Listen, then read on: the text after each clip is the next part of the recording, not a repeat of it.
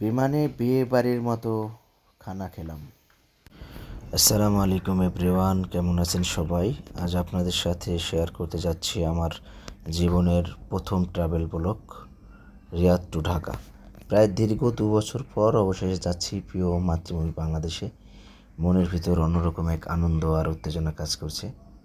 এখন গাড়িতে করে রওনা দিয়েছি রিয়াদের কিং খালিদ আন্তর্জাতিক বিমানবন্দরের উদ্দেশ্যে।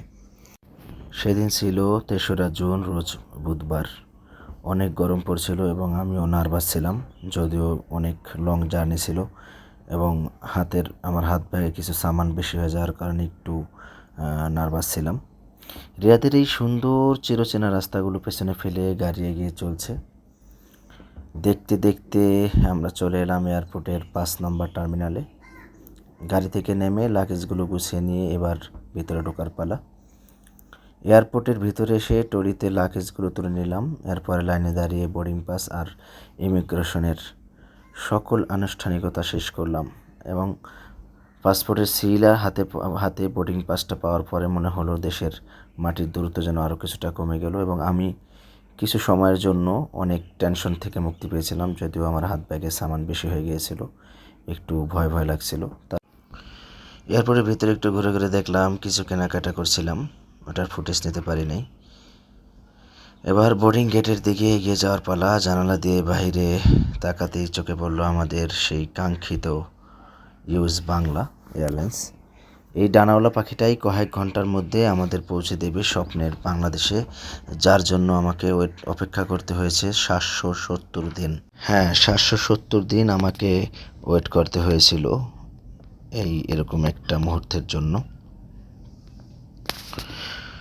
অবশেষে বিমানে উঠে নিজের সিটে গিয়ে বসলাম। উইন্ডো সিট দিয়ে বাইরের দৃশ্যটা জাস্ট অসাধারণ লাগছিল।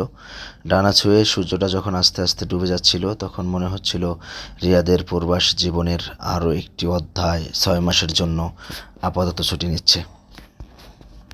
বিমান একটু একটু করে হাঁটি হাঁটি পা পা করে এগিয়ে যাচ্ছে, অল্প অল্প করে।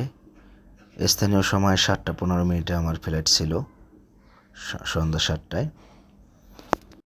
মনের ভিতর এক অন্যরকম অনুভূতি কাজ করছিল। বিমানের ভিতরের পরিবেশটা বেশ চমৎকার ও আরামদায়ক ছিল।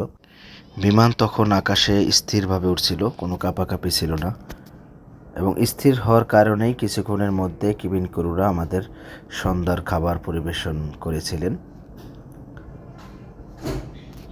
তারা বিমানে আমাদেরকে গরুর গোশত, পোলাও এবং পায়েস ছিল এবং যারা গরুর গোশত না খায় তাদেরকে চিকেন দিয়েছিল তাদেরকে। আমার কাছে মনে হয়েছে ছোটোখাটো একটা বিবাহ খাবারের মতো, কারণ পোলাও সাথে গরুর গোশত এবং পায়েসও ছিল সাথে। এজন্য আমার কাছে খুব চমৎকার মনে হয়েছে। আর কিছু যেমনই ছিল, অন্তত খাবারটা ছিল দারুণ। গরুর গোশত, পোলাও এবং লাউ দিয়ে চিংড়ি এবং একটা রুটি ছিল, পায়েস ছিল এবং কোল্ড ড্রিঙ্কস ছিল।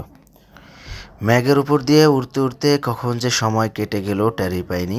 জানালা দিয়ে নিচে তাকাতেই দেখা গেল রাতের আলো ঝলমলে ঢাকা শহর। আল্লাহর রহমতে আমরা বাংলাদেশের আকাশে প্রবেশ করছি, কিছুক্ষণের মধ্যে হয়তো ল্যান্ড করবে। যখন ঢাকার আকাশে প্রবেশ করলাম, তখন মনে হলো যে এক অদ্ভুত অনুভূতি মনের ভিতর কাজ করলো এবং আনন্দে আত্মহারা হওয়ার মতো। বিমানবন্দরে ল্যান্ড করলাম। লাগেজ সংগ্রহ করে এয়ারপোর্ট থেকে যখন বের হলাম, তখন এক নিমিষেই যেন সব ক্লান্তি দূর হয়ে গেল। এয়ারপোর্টের বাহিরে আমার বোন এবং তার হাজব্যান্ড এবং ছোট্ট ভাগ্নি আমার জন্য অপেক্ষা করেছিল। এয়ারপোর্ট থেকে বের হয়ে এবার গাড়িতে করে বাড়ির উদ্দেশ্যে রওনা দেওয়া। ভোরের আলো ফুটতেই পদসেতু পার হয়ে হাইওয়ের চিরচেনা রূপ, সবুজ প্রকৃতি দেখে মনটা জুড়িয়ে গেল।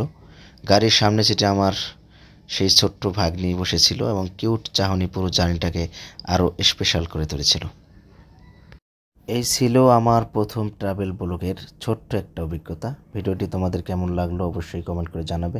আর হ্যাঁ, এরকম আরও সুন্দর সুন্দর ভিডিও দেখতে পেজটিতে একটি ফলো দিয়ে লাইক শেয়ার করতে ভুলো না কিন্তু।